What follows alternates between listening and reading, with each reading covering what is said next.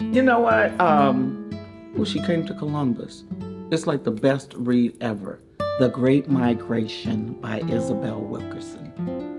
It, just from a historical perspective, it's not just about history. It is about history, but it really goes down to the roots of how we got, after we got here, after slavery.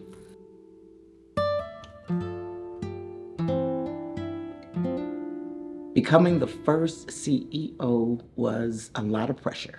Female president was a lot of pressure. There are high expectations when you're the first, and when you have come into what has been a male-dominated organization for many, many years. You have to be on your P's and Q's, and you have to give 125%, not just 100%.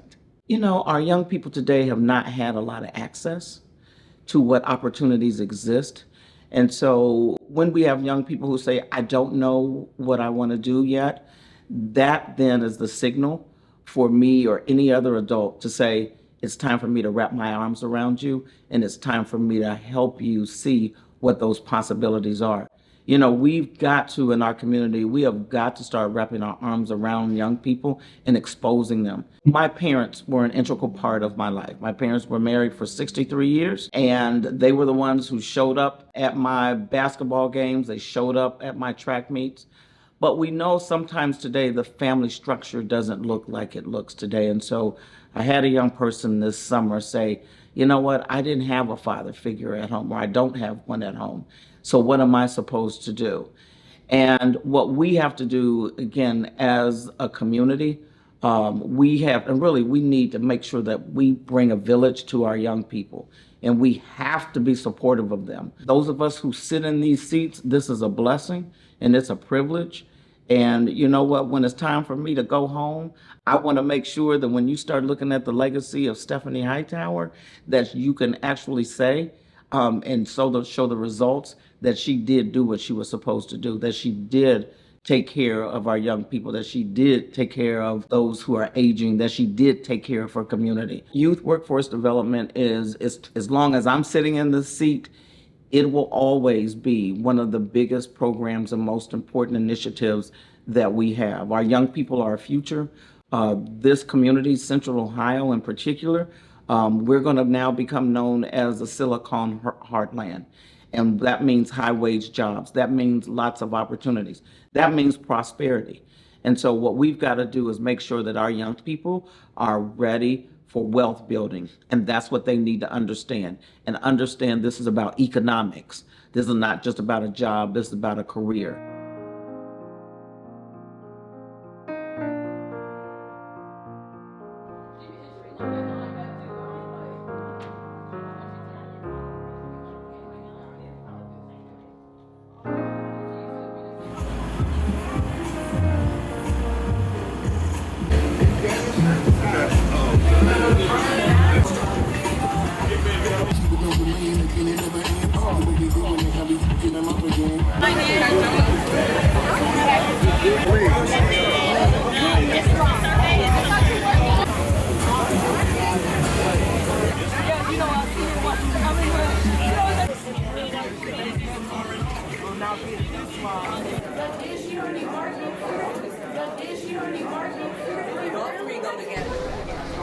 Howard, if it's passed.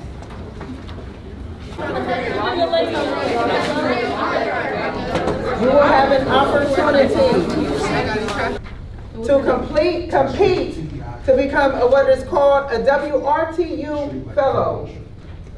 The WRTU Fellows, those interviews will be in the last week of the program. Okay? We will take 25 fellows.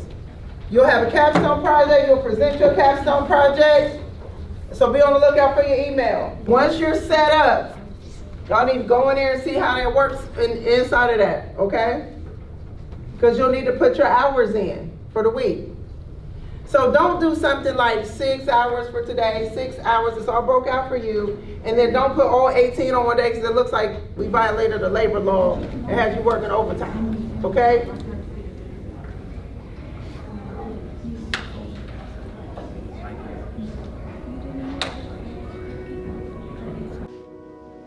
Can you say your name one more time? Logan Faber.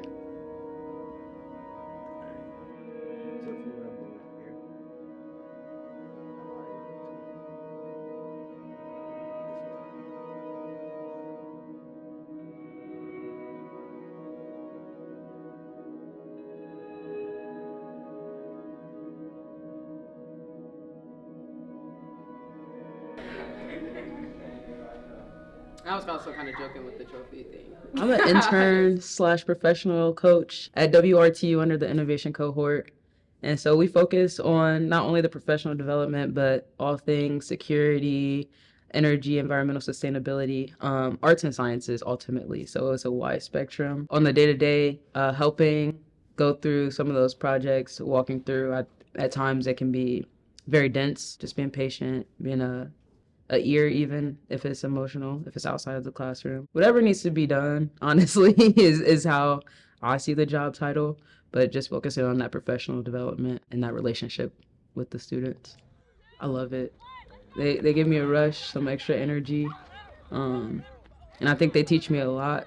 I find myself in situations where I'm supposed to be leading or teaching them, but I find that they are doing the same thing for me, so I love it. I was a full-time student before, and I also worked fast food. I worked at Arby's for 6 years. I ended up in management in the last 2.5, 3 years of that experience. And then right now, when I'm not at WRTU, I am a TA during the school year, teaching assistant. It's a lot more hands-off than WRTU is. And the youth, well, I guess they're not youth, they're college students, so they're a lot older, so I don't get that same interaction. But same principles, helping them get through the semester.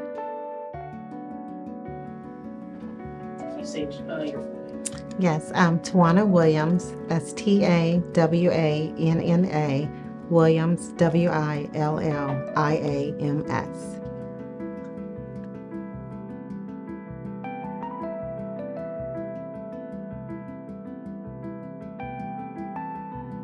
As director of the program, I oversee our internship coaches. We have 4.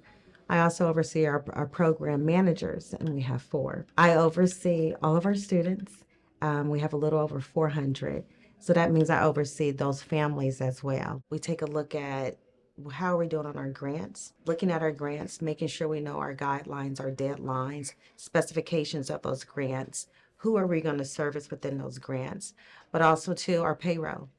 Making sure that students are paid on time, working with our companies. I wear a lot of hats, and that's what being a director is being flexible, being able to pivot, but also multitask, but still stay on top of those things that are priority day to day. I was a principal in Columbus City Schools for 4 years, but I've also been a director with our early childhood centers. I have 2 children of my own, and so making sure that we take care of families is important to me because there was always someone there to help me support and take care of my family. And so giving back is what I do in making sure I support children and families.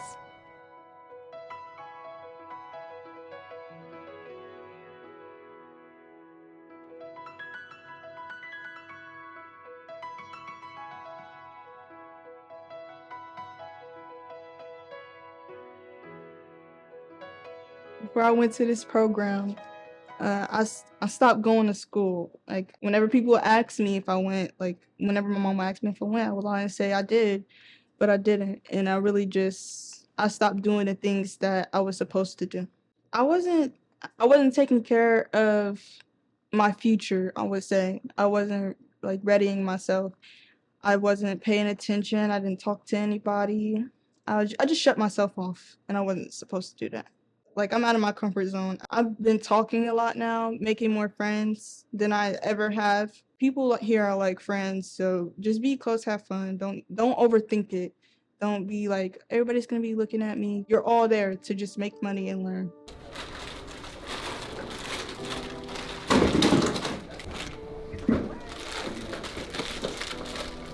Everything? I think so.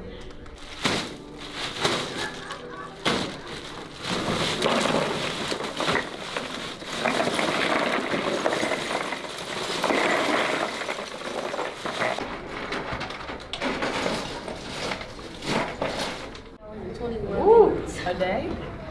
No, That's for the The weed. Mine is, Yeah. mine's for Instagram. Y'all, mine ain't pulling up. It say 0. It say 0. You lying. Just have a habit. Y'all just like pick your phone up and click it. Online book. Like I can read online books. I'm enjoying it. Well, me personally, I want to like be a mechanical engineer, try to find like a business like that develops around cars. Since we got like a little market, learning about how like to operate, restock costs and all that. Well, they put me as the manager, so I like watch, make sure everything's going good. I restock. It's a great program. They have a lot of opportunities for like young people like us, and you get paid while doing it, so pretty easy. Testimony from the record. It cannot be relevant in any of your proceedings. She has explained it. I'm not answering no more questions. You just knew people just coming into your neighborhood? Random. You've been for 27 years, haven't you? The whole truth, so help you God. Have a seat. The defense will proceed with their questions at this time. Jury, I'm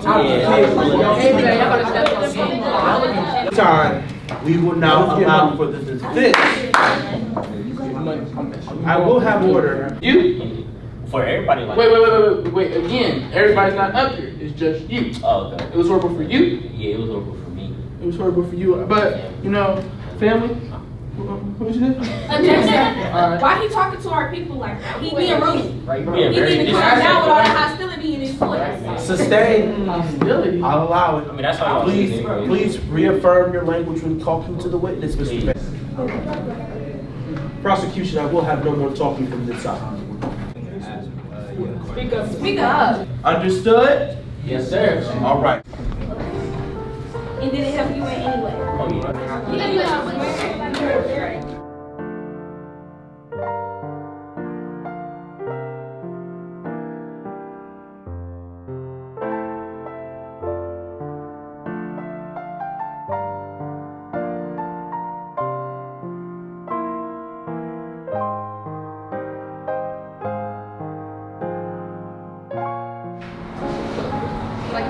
yeah.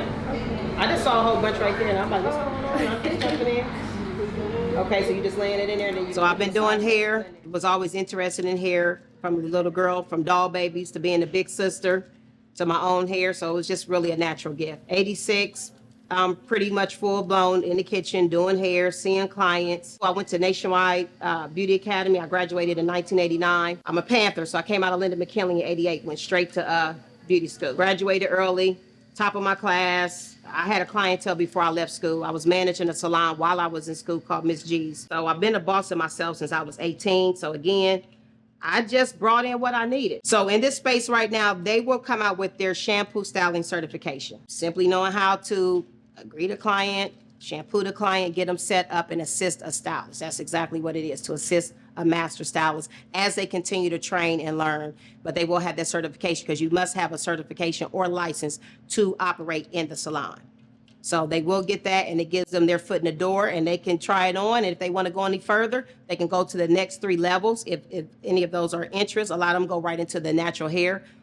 Some want to do the makeup artistry and the threading, and we also pad the threading with body adornments. We get into more 1099 conversation, branding. We just go more in depth of their personal brand or what their objectives are. So what I do appreciate about Urban League, they understand that and really try to give the kids a scope with customer service and some foundation. So when they come to me, you know, we can really get into the material. They've been one of my best partners thus far. And this particular year, 2024, let me say this, there's been some revamping, even more improvement. So I'm very excited about that. It's just even better.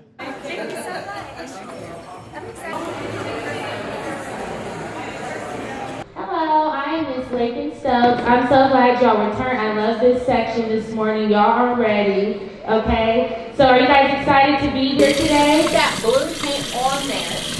Find the white paint. Do a little bit of white paint in the room.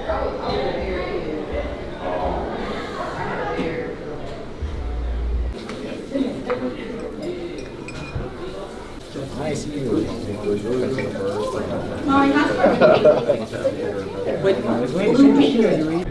And I promise, like living your life like that, there's no good at the end.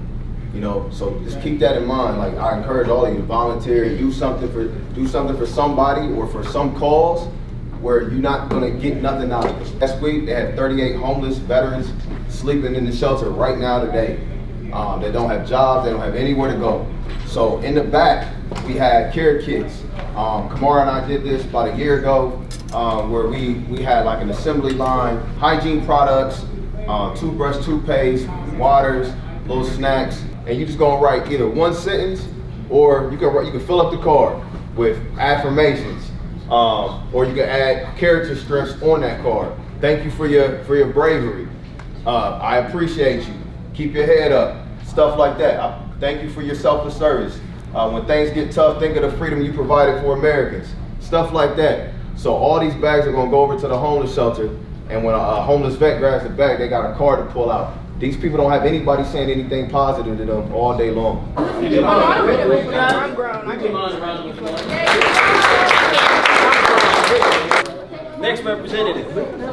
How you doing today? Chilling. Good. What's your name? It is pop. We all black.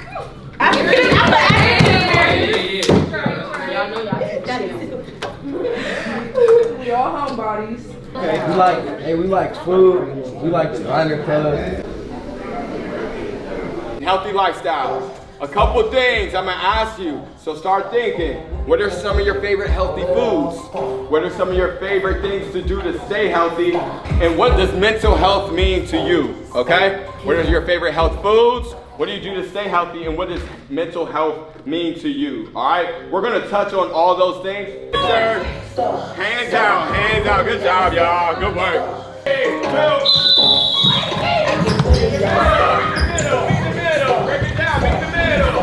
Make sure that you talk to somebody, okay?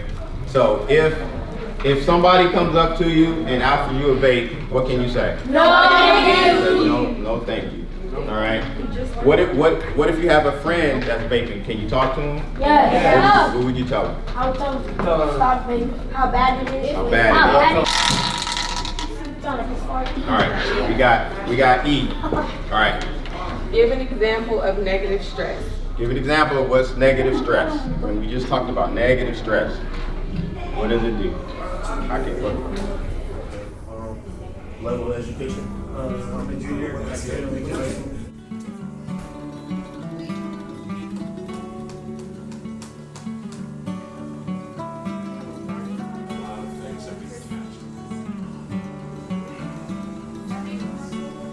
Every single he so is. Yes, we did. Are you ready though? Are you ready? I have to go to college.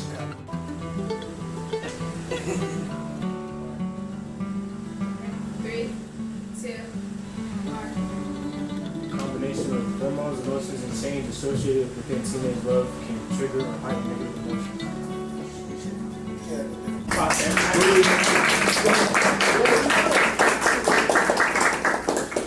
It was very tough. We spent a lot of time like working through numbers. The numbers were actually super close. I'm not gonna lie, they were close.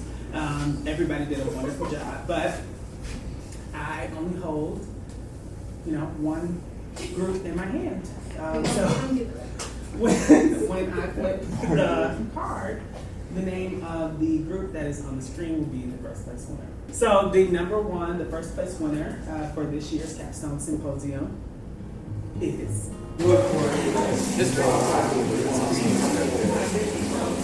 History includes actual consultancy analysts.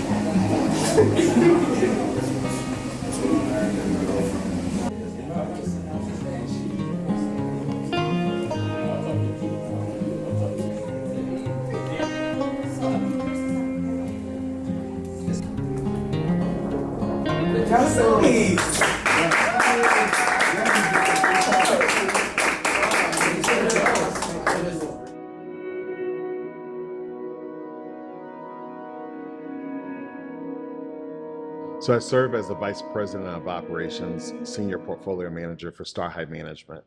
And when Urban League reached out to me, they reached out to see if there was any type of way to join in the partnership with WRTU to allow some of the youth to come and learn about real estate, to learn about some of the trade in regards to maintenance. And so we opened up our doors, and I will be completely honest, it has been an absolutely amazing time with the youth, but it's also been a blessing. So we've been able to not only teach how to close a sale, we've also been able to give them some HVAC information on the maintenance side. So we have our office real estate side, and then we have our maintenance side. As soon as we started this program here, I saw a change in two of the youth in particular, but one that really stood out. At first, I kind of was like, well, maybe it's because I want to see something different out of this program. So maybe I'm jumping the gun. And then every day that this one particular youth would come in, he would really show that he was committed to not only learning, but committed to coming to work. He was early, and he would be the last one to leave. Halfway through the program, I was offered a job to work full-time here. So now that I am full-time working here, I'm getting experience for HVAC, and then I'll move on to going to trade school for my HVAC. Well, my vision for the HVAC, I would like to work at my own company and then proceed to building my own company. I would like to pretty much pour my knowledge back into the youth, give somebody else my steps that I learned how to go into the HVAC. The offer pretty much made me feel great because it made my mother feel great, and which makes me push more and more every day. Well, me being kicked out of school at 15 years old, that's why I came to the program and I got the job offer. And hopefully within these next couple of months, I'll have my HVAC certification. We need more funding because more kids would benefit from this. I also wonder, the summer program is great, but how can we take it a step further? I believe that being able to provide something year-round for them, even if it is very specific. The youth today are not the youth to sign off. We have to figure out how to continue to pour into them, how to continue to give them the guidance, because our youth have shown up. They are engaged, but I'm also overjoyed to see that there are funders that are willing to pour into them.